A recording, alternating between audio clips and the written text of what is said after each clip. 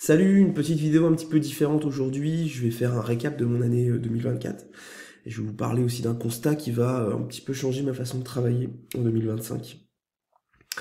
Déjà, je voulais vous parler du mentoring que j'ai commencé du coup en janvier 2023. Donc ça va faire un an maintenant. C'est un mentoring qui avait été lancé pour aider des personnes à se lancer dans l'édition de site, à faire leur premier revenu. Donc j'ai trié sur le volet des candidatures, j'en ai eu beaucoup, je crois que j'en ai eu une cinquantaine. On s'est retrouvé à une douzaine de membres, et puis finalement, aujourd'hui, on est 4, 5, 6 membres actifs, toujours sur le mentoring. Donc ça a été le premier constat en fait de mon année, c'est que même si les gens sont de bonne volonté, même si je donne tout, même si c'était gratuit à 100%, même si j'ai tourné des dizaines d'heures de vidéos, même si j'ai fait un suivi personnalisé pour chaque personne, bah, il y a des gens qui sont pas dedans, pour qui ça suffit pas, pour qui il y a un déclic, je pense personnel à avoir dans un premier temps, et ça n'a pas été toujours le cas. C'est vrai aussi que quand on débute, on est face à une offre de contenu, une offre de conseils, une offre d'outils, souvent des outils qui nous paraissent magiques d'ailleurs, tant et si bien qu'on ne sait pas forcément vers où aller. Et donc cette tentation de l'objet brillant et de l'outil magique peut freiner les débutants, comme elle a pu aussi me freiner moi quand j'ai commencé il y a une dizaine d'années. Donc ce mentoring, ça m'a permis aussi de voir que mes process pouvaient fonctionner quand ils étaient suivis par d'autres personnes. Et je suis très fier de voir que certains ont réussi aujourd'hui à avoir des résultats au-dessus de leurs espérances, hein. Je pense à Jessie, je pense à Anto, qui ont commencé à avoir des revenus qui sont pas du tout déconnants pour des débutants, et qui, je pense, vont continuer en 2025. Donc voilà, bravo à eux. Il y en a d'autres aussi qui sont sur la voie et qui vont, j'en ai aucun doute, réussir à passer l'étape suivante. Mais voilà, c'est vrai que ces résultats sont encourageants. Ça m'a permis aussi de mon côté, voir que j'étais pas complètement incapable déjà d'aider des personnes, de partager mon savoir. Et puis ça m'a montré aussi que j'avais une certaine expertise, même dans un domaine comme la vente de liens, où moi je n'estime pas être un expert. C'est pas voilà, c'est pas ma vocation, ni mon activité principale, la vente de liens. Donc c'était intéressant aussi de me mettre un petit peu en danger. À noter que pendant ce mentoring, moi j'ai lancé dans le même temps, sur les mêmes bases que mes élèves, je mets des gros guillemets à ça, hein, j'ai pas du tout eu cette posture de prof, j'ai commencé sur les mêmes bases qu'eux et j'ai lancé des projets en même temps qu'eux. Et ces projets-là, voilà, je pense que ça a pu aussi les aider de voir que je me mettais dans, au même niveau qu'eux. Bah, ces projets-là, aujourd'hui, moi aussi, me génèrent des revenus, donc c'est aussi quelque chose d'intéressant, et pour eux et pour moi. Je, je vais passer quand même à la suite, mais voilà, je remercie tous ceux qui m'ont fait confiance pendant un an. Et puis, ben voilà, en 2025, je vous souhaite bonne chance. On gardera forcément contact, mais d'une autre façon que sur un mentoring aussi poussé. L'autre point important pour moi cette année, c'est mon expérience sur YouTube. Alors, mon expérience sur YouTube est très faible, hein. En 2024, j'ai publié 6 vidéos, donc les 4 premières sont sorties entre février et avril, et ça a fait des flops un petit peu monumentaux. Mais les deux dernières ont un petit peu changé les choses. C'est des vidéos qui ont été beaucoup plus longues à tourner, beaucoup plus personnalisées, où j'ai aussi donné beaucoup plus de valeur, et j'ai eu des résultats assez surprenants. J'ai eu des résultats qui m'ont permis de rencontrer des gens, d'avoir des messages, d'avoir énormément de commentaires, d'avoir beaucoup de messages sympas, vraiment. Et puis j'ai eu des contacts. J'ai eu des contacts qualifiés pour de la prestation, pour du coaching, pour des demandes diverses et variées. Et je me suis rendu compte qu'avec deux vidéos de voilà 30-40 minutes, bah, j'ai eu beaucoup plus de résultats que je n'en aurais eu en lançant 14 sites en SEO, en faisant beaucoup de contenu sur X, etc., etc. Donc j'ai un peu revu mes canaux d'acquisition marketing, et je trouve que YouTube est un canal assez incroyable. C'est un canal qui réchauffe énormément l'audience. Et j'aimerais en 2025 vraiment prendre plus de temps pour YouTube, parce que si c'est un canal qui est très performant, je trouve, en matière de qualification du trafic, c'est aussi un canal qui demande beaucoup de temps. C'est un canal qui est engageant. Là, vous voyez ma tronche. Au début, c'est pas facile de montrer sa tête, de parler, de poser sa voix, d'avoir un micro. Tout ça, c'est pas évident. Donc, ce canal demande beaucoup d'efforts, mais il peut aussi rendre beaucoup et donner beaucoup de résultats. Donc, moi, j'aimerais continuer là-dessus. C'est vrai que la vidéo, c'est un médium que moi, j'utilisais pas beaucoup il y a 4 ou 5 ans. J'étais pas très consommateur. Et aujourd'hui, voilà, je lis quasiment plus de textes via des sites web. Par contre, je suis très consommateur de YouTube. Donc, j'estime aussi que mon changement de comportement en tant que consommateur doit impacter d'autres personnes et que cette consommation de vidéos YouTube est une opportunité de business. Donc voilà, je vais essayer de me mettre un peu plus sur YouTube. Et me mettre un peu plus sur YouTube, ça veut aussi dire que je vais passer un peu moins de temps sur des canaux de communication aujourd'hui où j'étais tout le temps en train de me dire mais comment je fais pour faire voilà pour exister en tant que SEO, que ce soit avec mon blog, que ce soit avec mon Twitter, la concurrence est énorme. Alors je dis pas que la concurrence elle est pas là hein, sur YouTube, il y a des gens qui sont installés, qui ont énormément d'abonnés, qui font beaucoup de vues. Moi je me suis rendu compte aussi qu'il n'y avait pas besoin d'avoir beaucoup d'abonnés ni de faire beaucoup de vues pour avoir des opportunités de business. Aujourd'hui, faire une vidéo sur YouTube, bah, ça me suffit à booker mon calendrier de coaching sur 2 mois. Donc pourquoi aujourd'hui faire autrement et est-ce que je peux pas aller plus loin? Voilà, c'est des questions que je me pose aujourd'hui. On est fin 2024, je me pose ces questions pour l'année prochaine. Et je pense que cette vidéo, elle n'est pas uniquement là pour vous en parler à vous, elle est aussi là pour que moi, je m'engage dans ce processus en 2025. Voilà, je pose les pierres.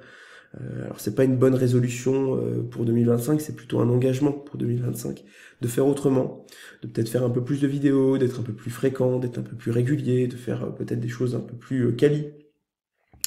Quand je parle de ça, je regarde ma pauvre webcam là qui est intégrée à mon PC portable. Je me dis que voilà, je pourrais acheter une webcam, je pourrais avoir un fond un peu plus joli qu'un vieux fond automatique. Donc voilà, tout ça, ça me pousse aujourd'hui à plus m'engager sur YouTube. En plus, j'ai l'impression que mon audience apprécie. J'ai 500 et quelques abonnés, donc pourquoi pas augmenter ce chiffre en 2025. Et puis pourquoi pas lancer aussi une autre chaîne sur complètement un autre sujet pour voir si justement ce que j'apprends au fil de l'eau peut servir aussi sur des sujets complètement différents que le marketing digital ou que l'acquisition de clients. Pour autant, je vais pas arrêter de faire du SEO. Le SEO, c'est mon métier, c'est ce que je vends au quotidien, c'est ce qui me fait vivre. Là, je parle plutôt dans une optique de personal branding. Je pense que YouTube est vraiment un canal intéressant.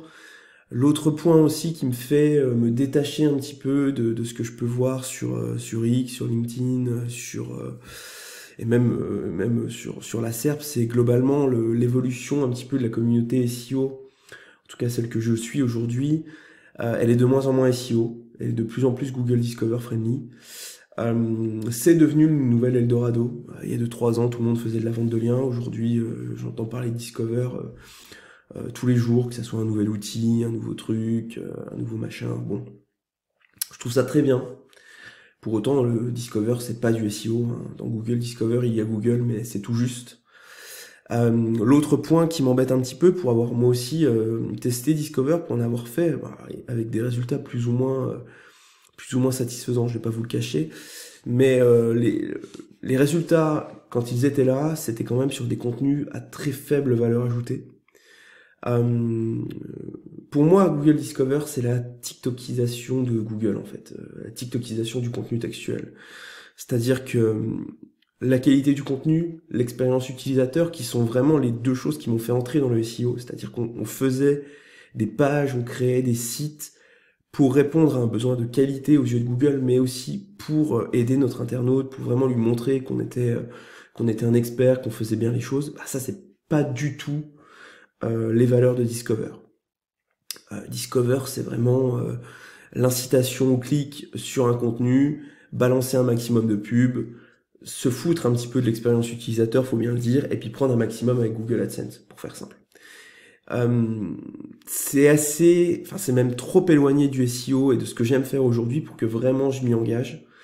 Moi, ce que j'aime dans le SEO aujourd'hui, comme il y a 5 ans, c'est la stratégie éditoriale, c'est la recherche pointue des mots-clés, c'est le travail de fond sur l'autorité du site, sur les backlinks, sur tous les signaux sociaux, comment on les optimise.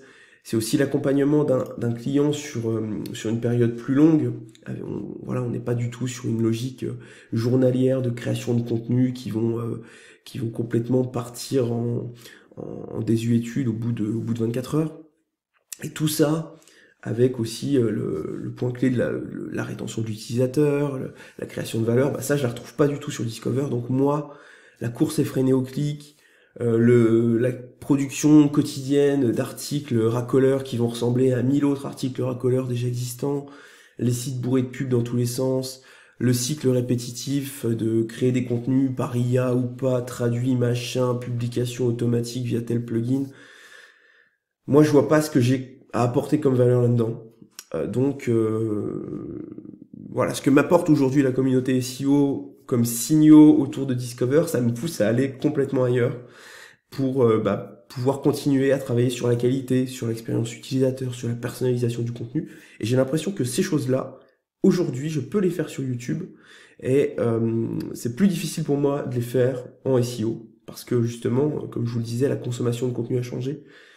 Je retrouve aujourd'hui l'excitation que je pouvais avoir à mes débuts sur le SEO quand tout était possible et quand j'avais l'impression de pouvoir ranker sur tout et n'importe quoi et quand j'avais l'impression que de faire de la qualité vraiment ça suffisait pour ranker.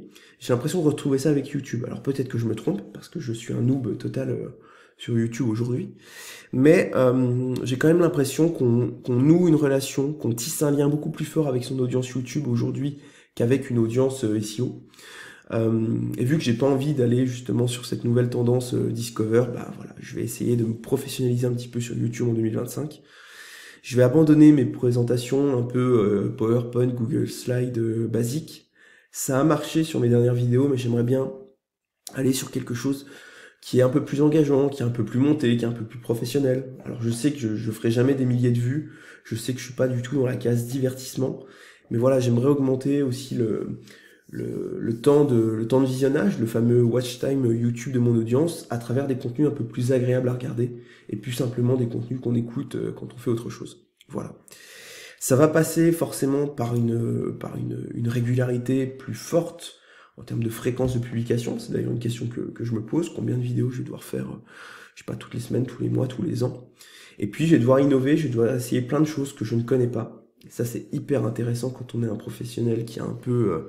j'ai pas fait le tour du SEO, hein, loin de là, mais par rapport à ce que je fais aujourd'hui, j'ai l'impression de maîtriser. J'ai besoin aussi de me remettre un petit peu en danger pour avancer. Et je pense que cette mise en danger, elle va passer par l'expérimentation de nouveaux outils, de nouvelles mécaniques, de meilleures pratiques pour optimiser, que ce soit la fréquence de publication, comme je l'ai dit, mais aussi les miniatures, les titres, la recherche YouTube, etc. Donc non, je n'abandonne pas le SEO, loin de là. En 2025, je vais continuer à être éditeur de site. C'est mon métier. Je vais continuer à aider mes clients à se positionner sur Google. Et puis, je vais continuer à documenter mes résultats SEO sur YouTube. Je vais continuer à partager mon expérience.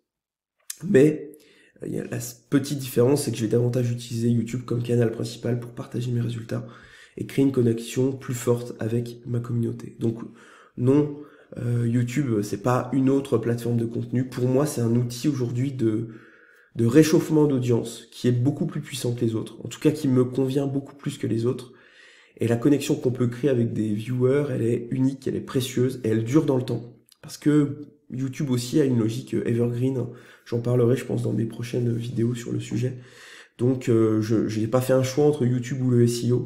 Mais voilà, je vais partager mon expertise au SEO à travers YouTube. Et puis, je vais aussi essayer d'explorer d'autres sujets.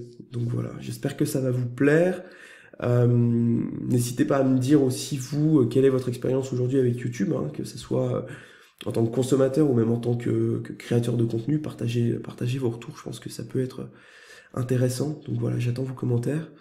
Et puis j'espère que cette vidéo un petit peu différente vous aura plu. Et je vous donne rendez-vous dès le début d'année prochaine pour de nouveaux contenus sur ma chaîne.